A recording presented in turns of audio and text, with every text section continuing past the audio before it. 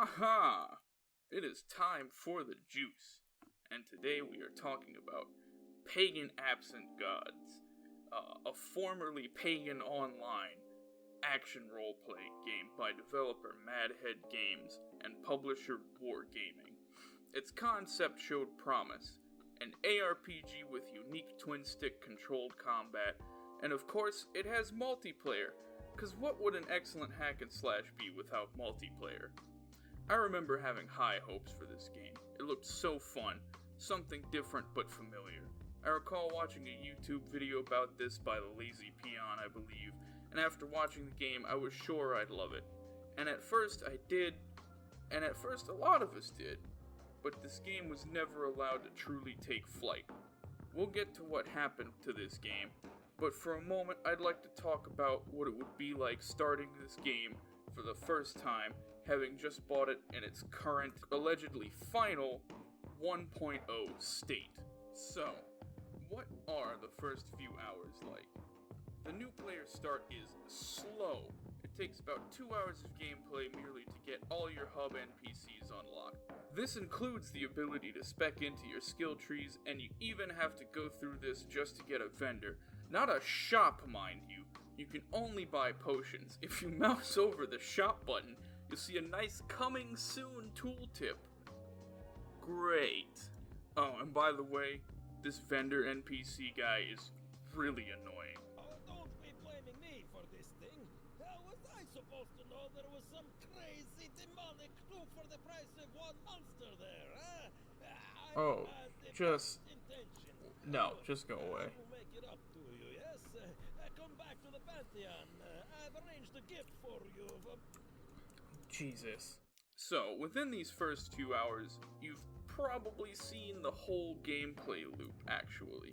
You go to a map, probably the same map a few different times, progress through the story dialogue, which half of this is repeated over and over again, it would seem, and fight some guys, and oh, there's some more story.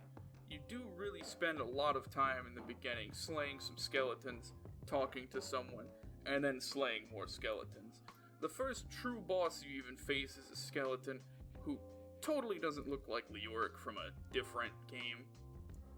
These maps are laid out in such a way that it makes it look like the game encourages exploration, but nah, not really. Paths will be blocked off and to corral you through a specific route, and the extra rooms aren't really worth doing unless it's one of these battle chests or one of the other special event rooms. And yes, there are bosses with mechanics, but those are very few and far between and are pretty damage spongy. This goes for side missions too. Gold, crafting materials, all farmed on a map you've already seen before. It's the type of stuff you'd expect from something like Warframe, a free-to-play game, by the way. Rewards are often puny, and itemization is kind of ass too. This game has one of those lovely annoying gear score type things where they rate your power level based on this arcane aggregate number, and this is just a serious pet peeve of mine in RPGs, especially because 9 times out of 10, these tooltips and scores don't actually help you understand how to do more damage or improve your build. Maybe they just don't mean anything at all, and it's totally arbitrary. This trend is seriously the worst for those of us that like a good role-playing game. Some other things I noticed when strolling down memory lane with this game is a lack of animations from some enemies, who I know have had working animations in the past, and sometimes these animations actually do work. And there seems to be a limited number of enemy death sounds. Every other undead makes this sound. After going back and trying this, I don't know how I enjoyed the game enough to play 40 plus hours at one point before release, because the gameplay in this state truly is boring, and hordes of enemies just unceremoniously spawn on top of you and start to wail on you. Animations all over the place are kind of wonk. There's typos here and there, and the sound effects seem to just come and go in places. And all of this culminates into a polished turd vibe, and it's poorly polished at that. And to add to the jank, this Hector guy I was playing when getting early game footage could throw his turrets through walls and they would just sit out of bounds, fully functional. That's not even advantageous like it might sound. It just makes it so you've thrown a turret in the wrong spot, and now part of its range is at a dead zone in the wall.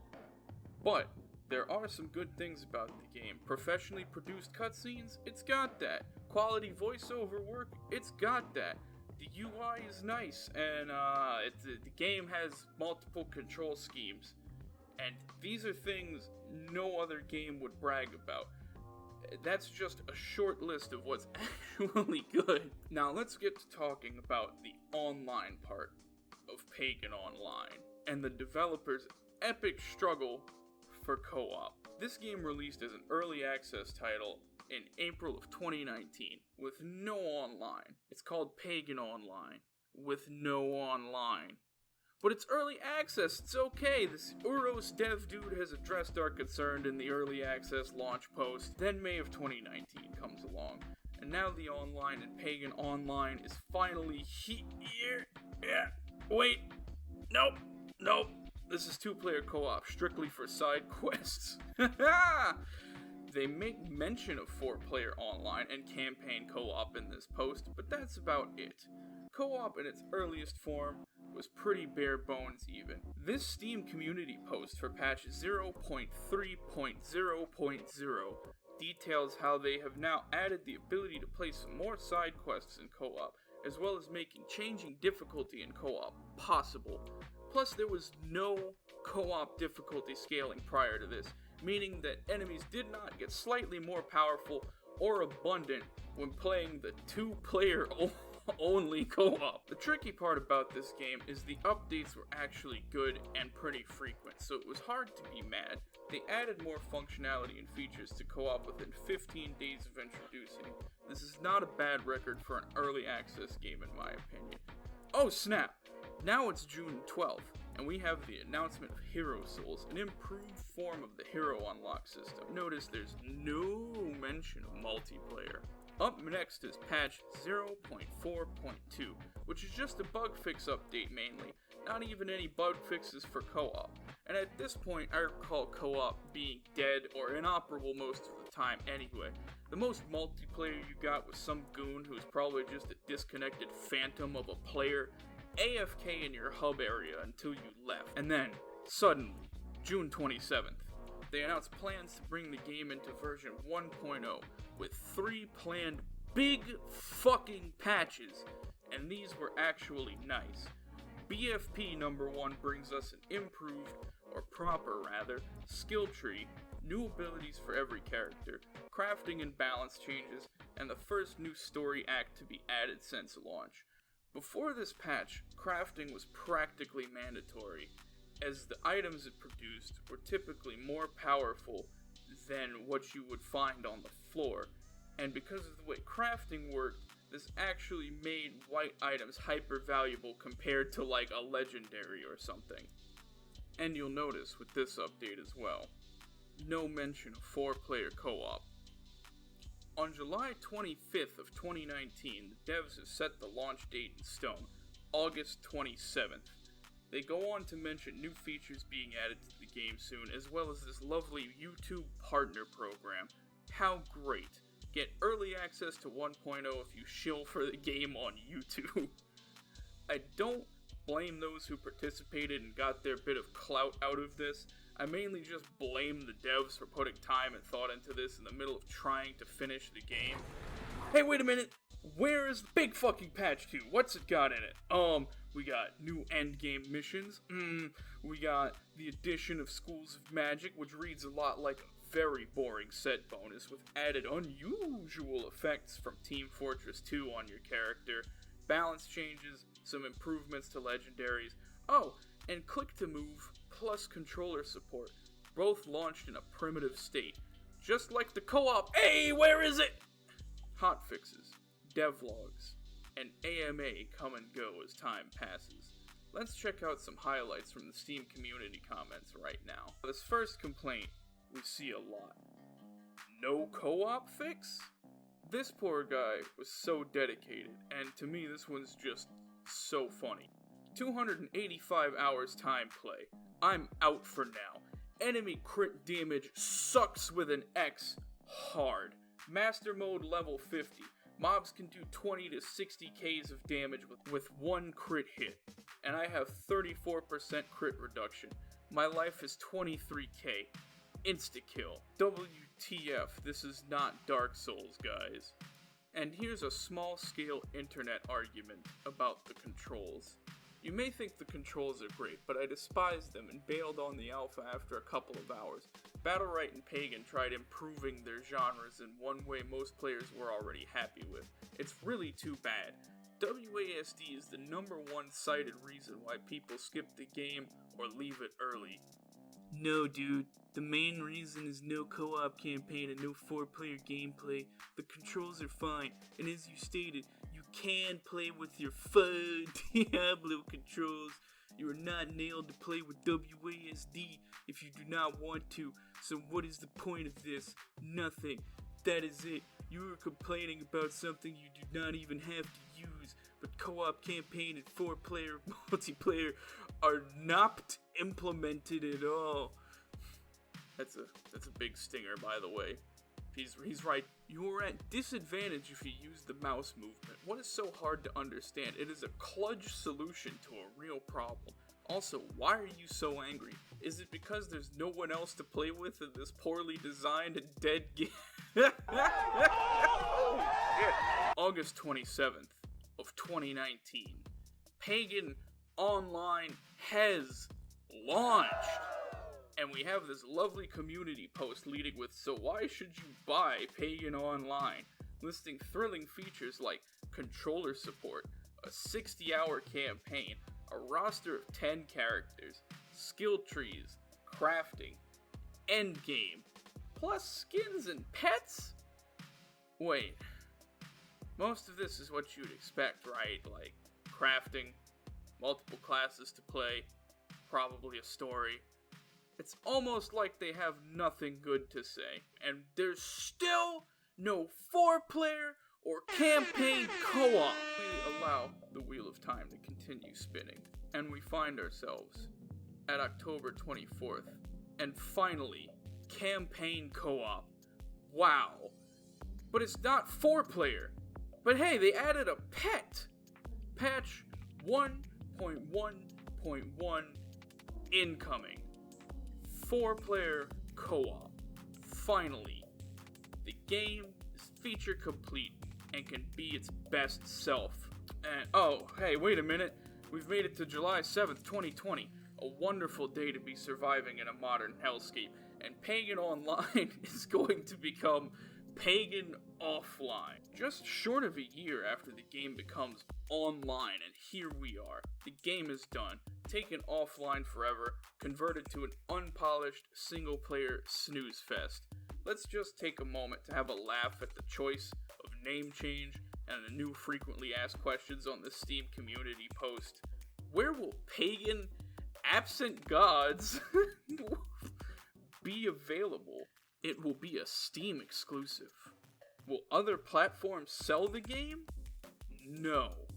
Will players be able to transfer their progress from current servers to Steam? Yes, and then there's this long explanation on how to do it. That's good news. What will be the changes in the gameplay? Here is the list of minor technical changes and improvements, and then there's nothing listed underneath. What? Will the players be able to host their multiplayer games on custom servers? Hard no, just full stop. No, no, no. Of course not. And the biggest oof of them all, will there be new content for the game? The Pagan Online team will continue to monitor and perform maintenance on the game. Madhead Games does not currently have plans to add more content to Pagan Online, although that may be reconsidered once we settle into a single-player mode. This never happens, by the way. Almost 2 years since their final talk with us, and not a singular update. The game still runs like ass. The co-op is gone, the controller support is rough, and there's a ton of grindy, free-to-play feeling crap still left in the game.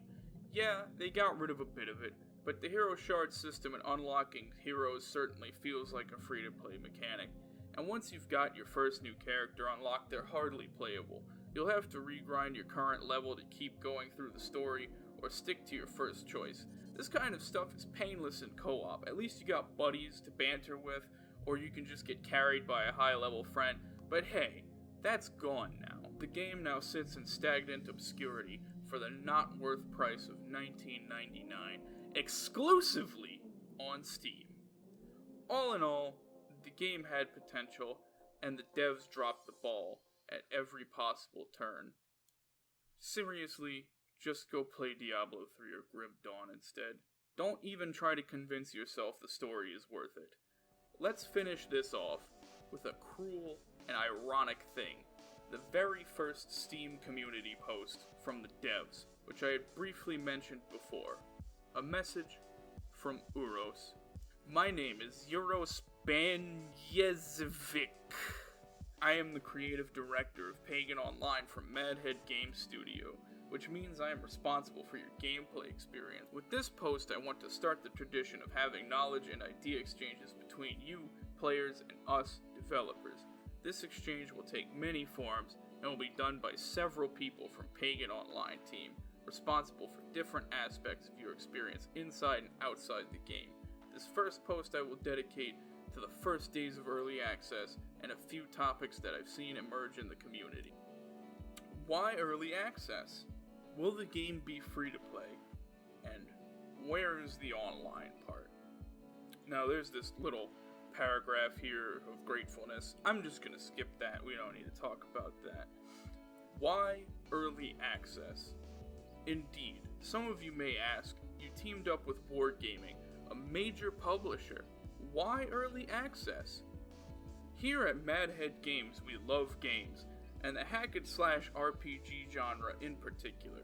We've played this type of game since the first Diablo, the moment the genre was born. We believe that we have something new to add to the way hack-and-slash ARPGs are made. Making things differently is fun, but it is also very important to keep the balance between vision and reality. Early access feels like the perfect way to innovate and co-create with you, the players, all while staying very real. Will the game be free to play? No. When we started a couple of years ago, we wanted to know everything we could about our potential players. To put it short, our research showed that a good share of our potential players believe that free-to-play games are lacking something they tend to call soul. It is a very interesting topic for a separate discussion, and maybe a book about the differences between believable digital worlds and casual digital entertainment. Today, I just want to say that we always wanted to build a game that people would love, and in this genre, it felt like love and free-to-play would not go together well. After reading through comments and reviews where some of you worry that we may turn into a free-to-play game, it seems we were right.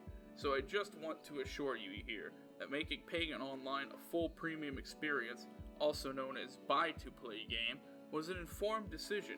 Things like paywalls or competitive advantage for real cash will never make it into our development roadmap. I think that this is pretty interesting. The game does, in fact, feel like a free-to-play, even though they said they didn't want it to be a free-to-play. It almost seems like they had argued with Wargaming about not making this game a free-to-play, and were probably faced with the decision to shut the game down. They cited no longer being able to support the game is why they had to shut it down, or switch to free-to-play because they're using up Wargaming's network service and they're not flipping a profit. People aren't buying the game enough, so naturally you would force it to be free-to-play. And I think the devs had said, you know what? We're gonna convert the game to single player. We're not gonna go free to play. And I guess that's a decent decision, but the game might have been able to improve itself vastly if it just went free to play instead. Where is the online part? There are two things about the online part that I want to share. The first one is that the online part is our tribute to phenomenal games like Ultima Online, Warhammer Online, EVE Online, which were all of different genres, themes, and settings, but had one thing in common. They gathered enormous communities of passionate players who believed that the game was more than just a game. The second thing about Online is that cooperative play is one of the most important features of Pagan Online. Those of you who participated in our closed beta weekends, trials, have already tested it.